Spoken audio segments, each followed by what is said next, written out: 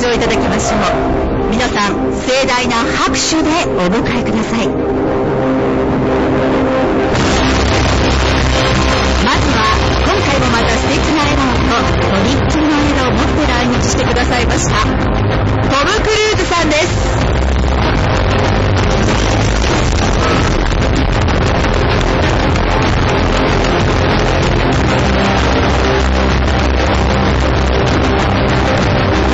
続きましてヒロインを演じましたオルガ・キュリレンコさんです。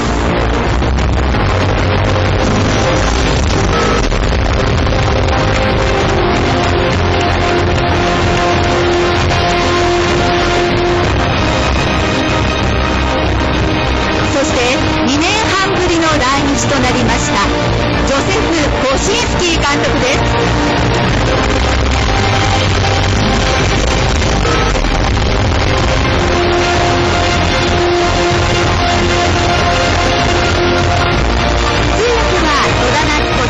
鈴木さゆりさん、大倉よしこさんにお願いしております。どうぞよろしくお願いいたします。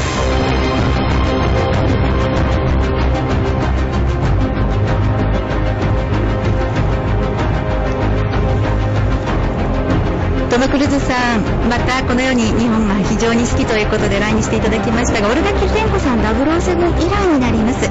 ジョセフ・コシンスキー監督は2年半ぶりの来日ということで、今日なんですが最初に一言挨拶をいただきまして、その後七里さんお休みになります。申し訳ないんですが、私からの代表質問をお一方ずつした後に皆様への質疑応答のお時間を設けたいと思いますので、よろしくお願いします。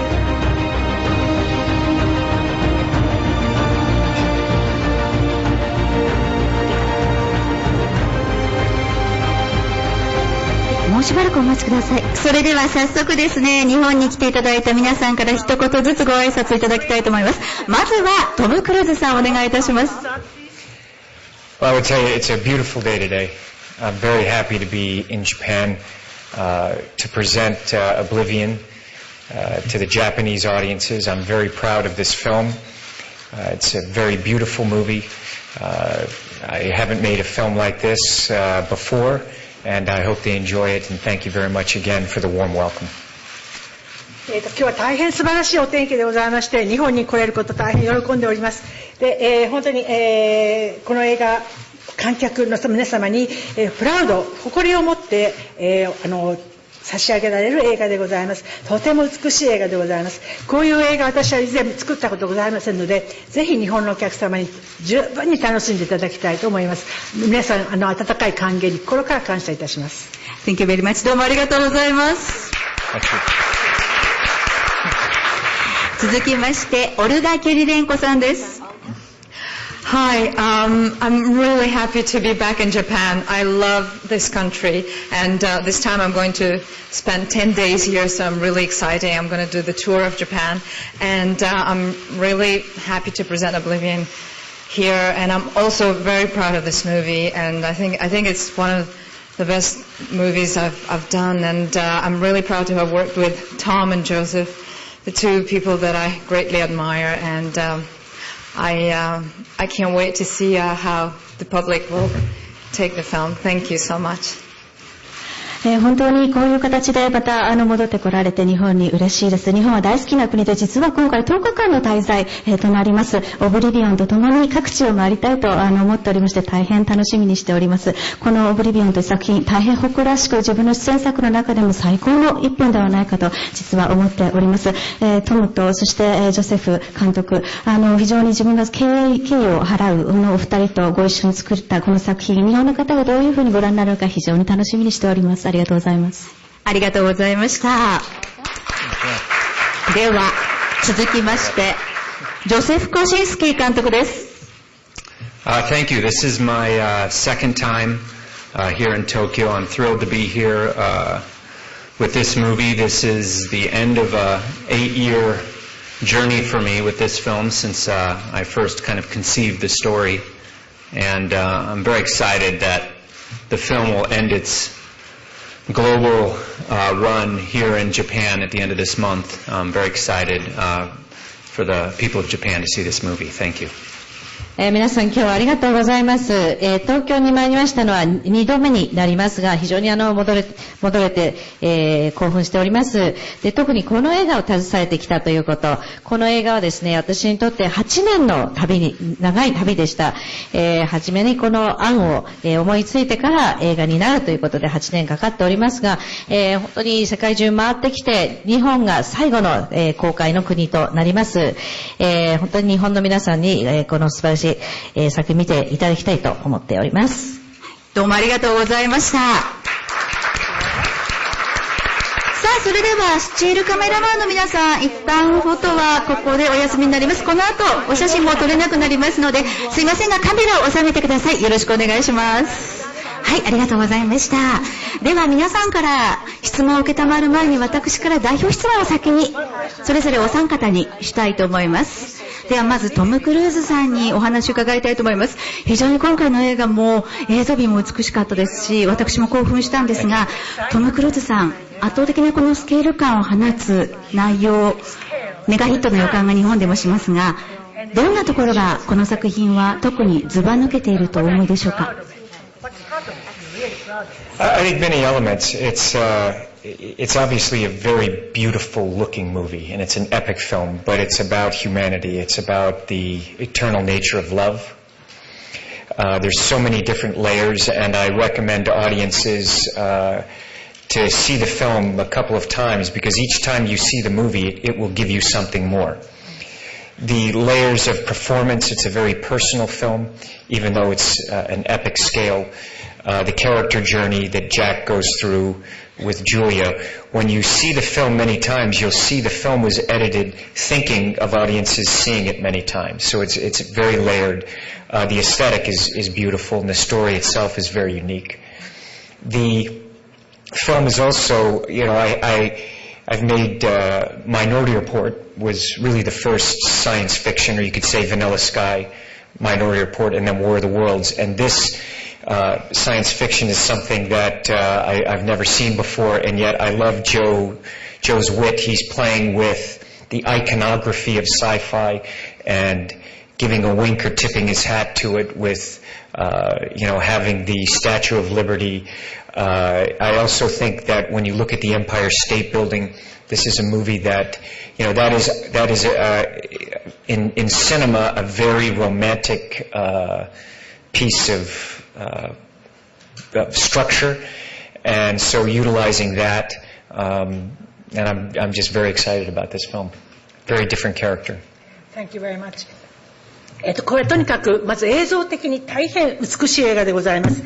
で、人間性も非常によく捉えておりまして、また愛の永遠性、そしていろんな層を持って作られております。ですからお客様は、少なくとも数回ご覧になればですね、見るたびに新しいものを得られるという、そういう映画でございます。で、スケールも大変多くございまして、で、ジャックとそれからジュリアの旅ですね。で、それを通しまして非常にユニークなストーリーが語られていくと。で、サイエンスフィクションっていうのは、私はマイノリティリポート、バニラスカイ、また宇宙戦争をいたしましたけれども、あれとも全く違った、見たことがない、サイエンスフィクションになっていると思います。で、監督はですね、サイエンスフィクションに、いわゆるアイコン的なサイエンスフィクションのことを抑えながらですね、ところどころに例えば自由の女神を出したり、エンパイアステートを出したりしてですね、で、ちょっとお客さんにウィンクするような感じで、そういうことを語っていくという。で、全体的には非常にロマンチックな雰囲気に満ちた、非常にユニークな素晴らしい映画になっていると思います。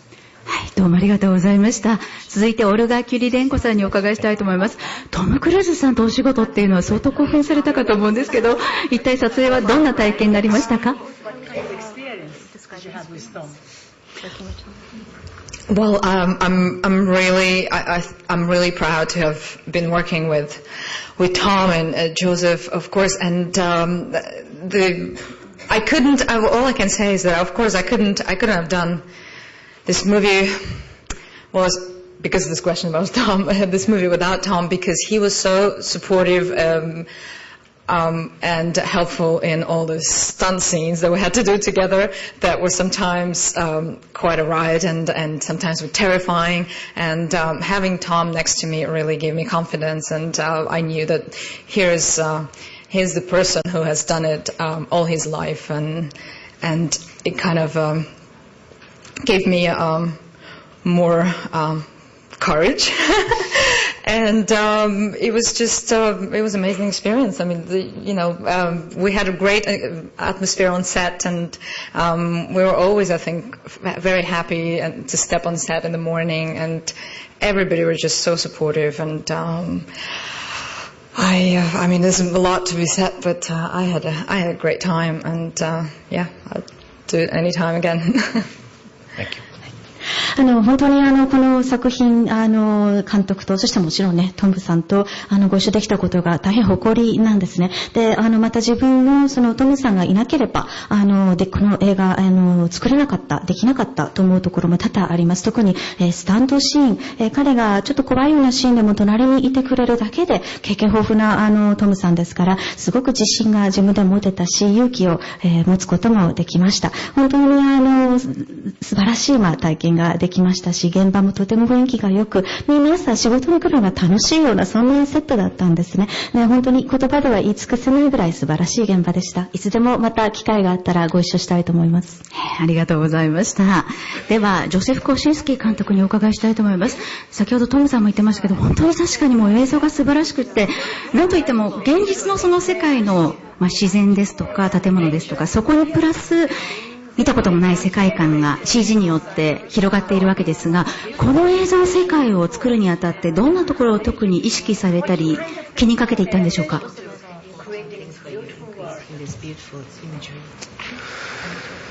Well, for me, it was very important that this film, I was thinking about movies like Lawrence of Arabia, movies that were captured in camera. I didn't want this to be a blue screen movie. I wanted this to feel like a movie that was captured in camera, and we did everything we could to give that illusion. We went on location to Iceland. We shot in New York City. We shot in Northern California. We shot a lot of exteriors in Louisiana as well. Even when we were on stage, rather than use blue screen, we developed a modern take on an old technique called front projection. So the Sky Tower where Jack and Vika live, that house was built on stage and wrapped with the world's largest front projection screen, so that we were able to capture all those scenes in camera with no visual effects. And all these techniques and all these locations we went to and all the stuff we built was all done with the intent to make this feel as kind of grounded and organic as possible, which I think is particularly important for science fiction, because people know this is a world that does not exist. You have to go to extra lengths to make it feel as grounded and realistic as possible. 今回はですね、アラビアのローレンスを意識しました。できるだけビジュアルというのをカメラの中で捉える、現場で捉える、そういう気持ちで、ブルースクリーンの映画にはしたくなかったんですね。ですから全てを本当に実写で撮っている、そういうような雰囲気を出したかったんです。で、ロケーションにそのために行きました。アイスランド、ニューヨークシティ、そしてカリフォルニアの北部、ルイジアナ州にも行きました。で、セットで撮影したものに関してもですね、プロジェクションスクリーンに実際の、映像を映し出すということで、最初ジャックとビカが住んでいる、スカイタワーなんかもあれスタジオで撮影しておりますが、実際に大きな本当に巨大な、スクリーンにプロジェクションをして、これは昔のテクニックなんですけど、今の現代の、技術を用いてですね、全部そのカメラの中で捉える。要するに後で視覚効果を追加するとか、コンピューター、CG を使うということなしで現場で撮りました。で、実際にそういうロケ地に行くですとか、そういう工夫をしたのは、やはりこれ SF ですから、実際には存在しない世界ですけど、できるだけ地に足がついた、本当にリアルに見えるように、そういうことを意識して作り上げてきました。As you know, this is Joe Kosinski, only his second film. And I have to say, he is a visionary filmmaker. I've been fortunate, I've worked with, many great filmmakers over the years. And when you look at Joe Kosinski, the design of the movie, the idea of the movie, even the music, M83, it was their first score. He's a world creator. And when you look at the design of the sky tower, the bubble ship, the drones, the integration of story and color and environment makes for real cinema. でこれは監督のなんと2作目の映画でございます。本当に彼ビジョナリーもビジョンを持って生まれたそういう才能をお持ちの方でございまして、で私いろんな名監督といろいろお仕事をいたしましたけれども、やはり彼そのデザイン力、それからアイデアの発想力、音楽の使い方で、そういう自分の独特の世界をクリエイトしていくという点においては本当に優れた監督であると感心いたしました。そしてスカイタワーとかですね、ドローンとかバブルシップですね、ああいうものをデザインなさって、そして外にストーリーをつけ、カラーをつけてですね、で環境、世界を作っていくというその手腕に本当に私は惚れ込みました。And the careful attention not only to the lighting and the production, but also the detail of performance. でもちろん照明、ライティングに気を使うのは当然でございますけれども、演技の細かい点にまでいつも注意を払って俳優を指導するという、そういう監督でございます。はい、Thank you。ありがとうございました。では、マスコミの方々からの Q&A に移りたいと思います。はい。それではですね、ご質問のある方、手を挙げていただけますか？じゃあ、そちらのシャツの男性からいきたいと思います。その中央の、はい、男の人ですね。はい、そうです。こんにちは。フジテレビノンストップハリー杉山と申します。今回のエピックな映画は、本当に予想不可能な展開、そして運命が、設定というふうに感じたんですけれども、トムさんの人生の中で今まで一番予想不可能な出来事とは一体何だったのかなと思いまして。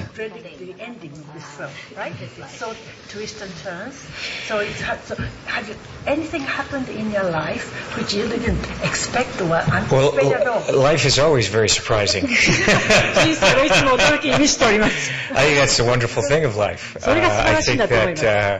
That's the beauty of life. それが人生の美しさ。In this movie, when you look at the twists and turns, and it holds, to the final twist right at the very end. That's something that absolutely, as a lover of movies myself and cinema and storytelling, it's something that I've found to be very original in the structure.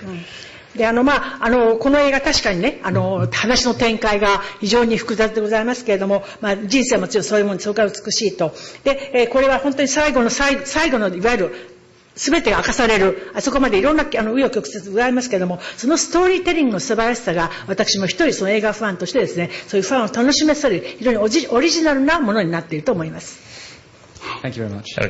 ありがとうございました。さあ、続いてではそちらの男性の方にマイク向けたいと思います。はい、スーツの方ですね。すいません、マイクを皆さんありがとうございます。監督に伺いたいんですが、この映画を見ていていろんな点で2001年宇宙の旅を想像させるシーンがたくさんありました。細かいことを言うといくらでもあると思います。監督に、そのことについての思いを語っていただきたい。今フロントプロジェクションを使われたということで、それも映画で初めて使われたシステムです。そういうことで何か思いがあればお答えください。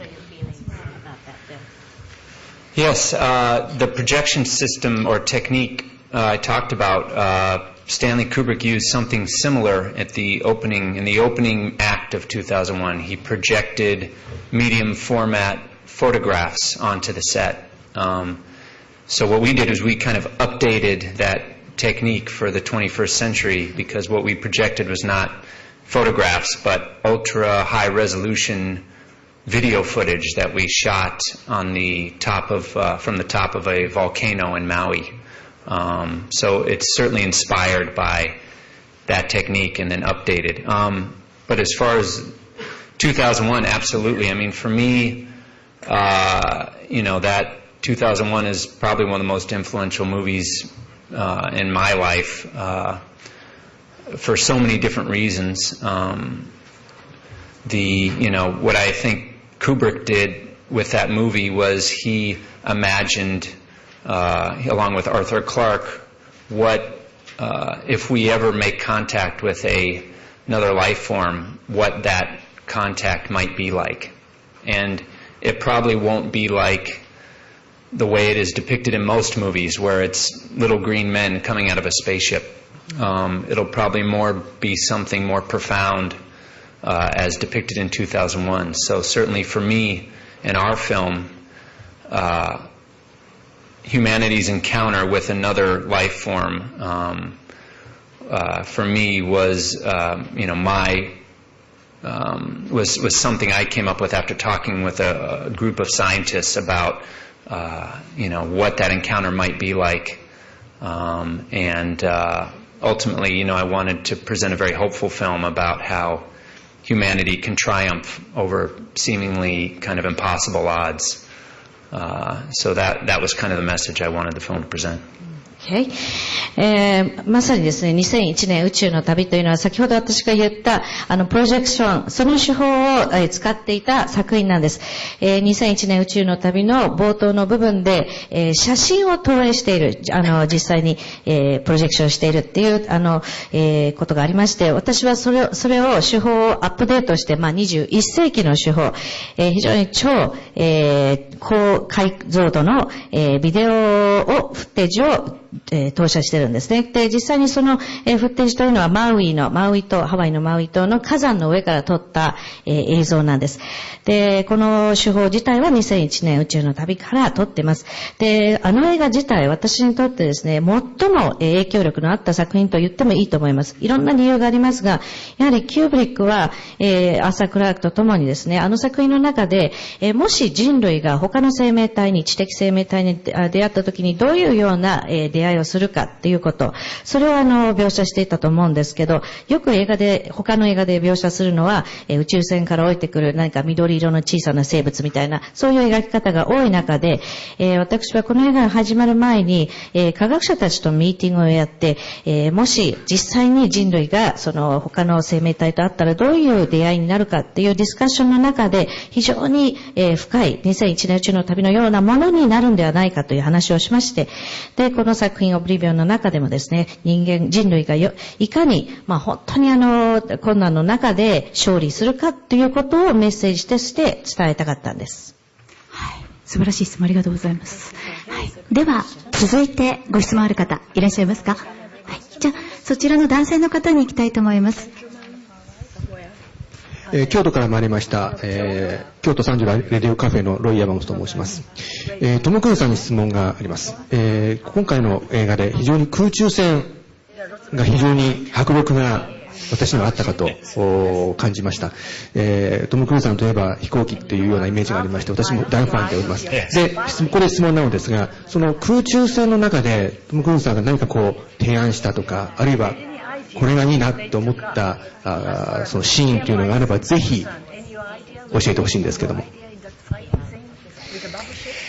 Well, really, Joe designed it, but we spent a lot of time talking about how it's going to look and how to design it in a way where you feel the G-forces.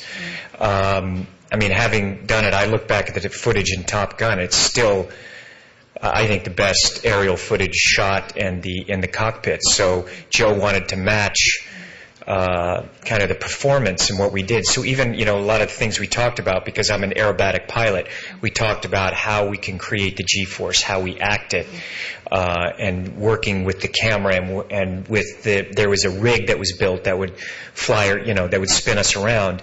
And we talked about each shot beforehand, and Olga, myself and Joe would talk so that we're reacting to the G-forces together and the belts are flying just to make it look as real as possible.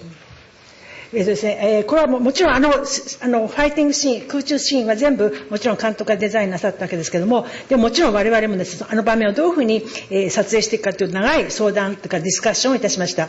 で、特にその重力ですね、重力の中で芝居をするかどういうふうに演技すべきかということも随分相談いたしました。で、トップガンは彼は作ってるわけで、あそこのコックピットのトップガンのシーンって非常にやっぱりうまく今見てもよく撮れていると。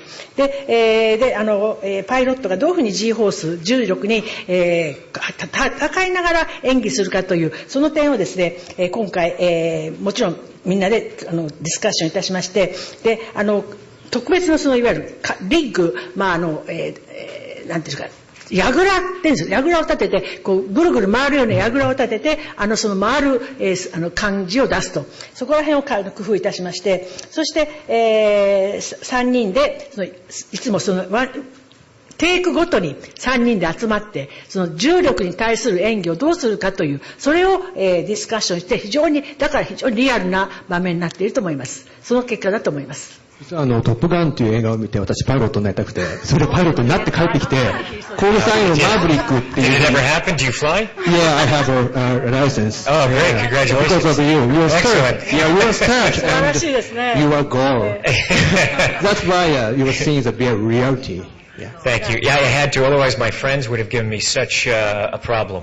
If it didn't look real, all my pilot friends are always on me about these things. でもしリアルに撮らないと、私のパイロットの友人たちが許しませんから、吊るし上げますので。If it ever doesn't look real, 彼らがとても厳しいので、リアルに撮るように。So you know as a pilot also what's going to look real and what doesn't, and so we worked very hard.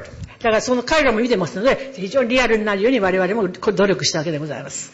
Arigato. Thank you. ありがとうございます。ではせっかくなので、オルガさんにも、その撮影の時、何かトムさんから具体的にアドバイスもらったり、一緒にどうやって I'm not going to fly a plane, no.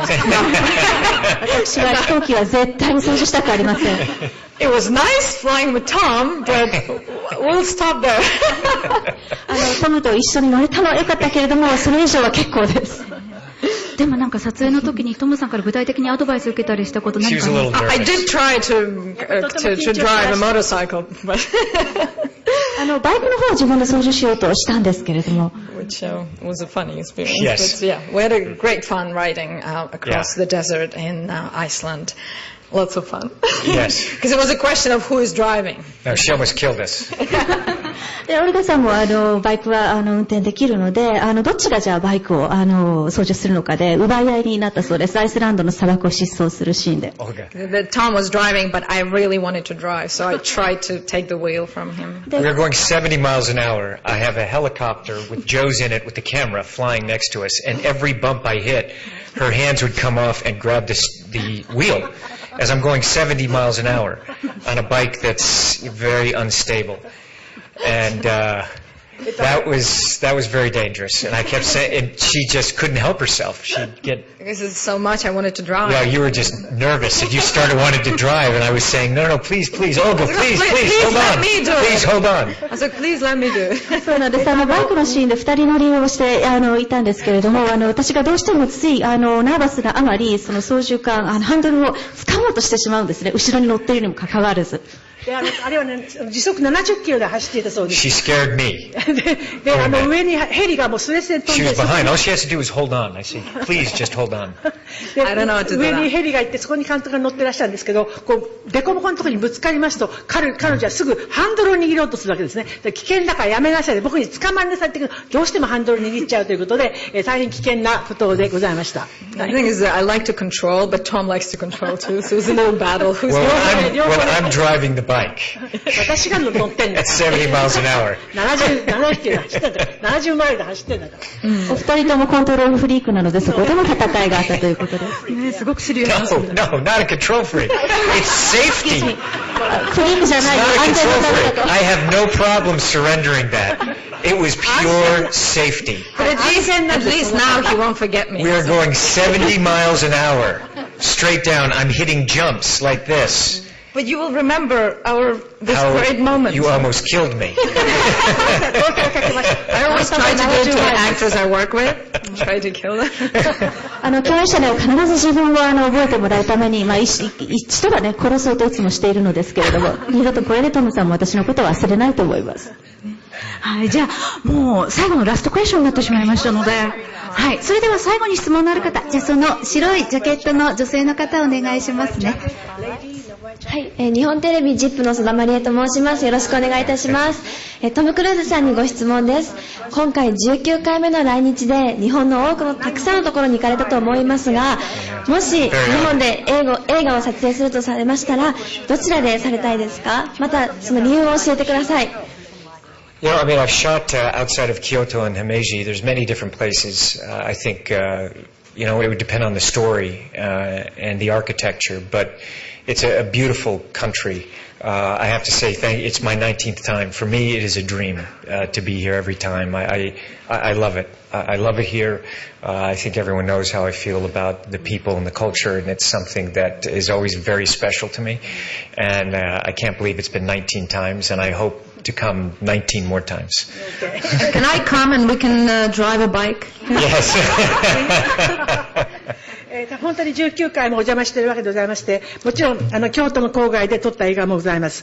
で、もちろんどこで撮るかということはストーリー、それから、いわゆるアーキテクチャ、どういう建築が必要かということで決まってくるので、どこというふうに特定はできませんけれども、とにかく日本は美しいので、ここで映画を撮ること、私の夢です。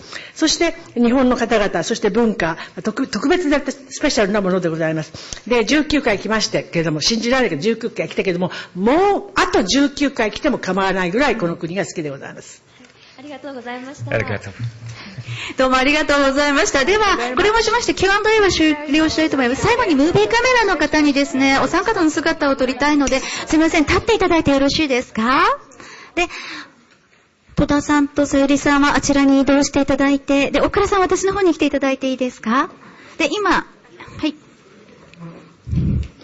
後方に今日たくさんのムービーカメラが来ているので、はい、ちょっと待ってくださいね。はい、じゃあちょっと言ってもらっていいですか？ムービーカメラになので、ちょっと準備。So this is for the TV camera. If you could give us a second to get all the chairs and tables out of the way. Thank you very much for your help.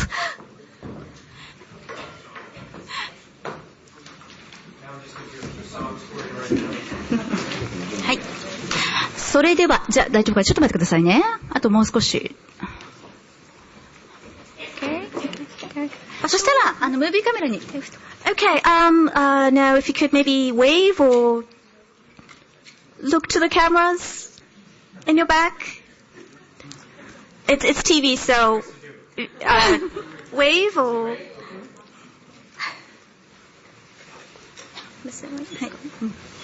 テレビさん大丈夫ですか？右から左に移動してほしいと。すいません。 Can we ask you to repeat that, starting from right hand, if you could gradually move towards your left? Oh, sorry, did I do it the other way? Right, left? Right to left. お三方、Right hand to your left hand side.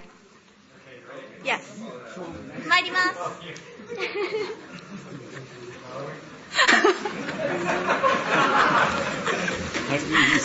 Thank you very much. ではこれをもちまして終了します。トム・クルーズさん、オルガ・キュリレンコさん、ジョゼフ・コシン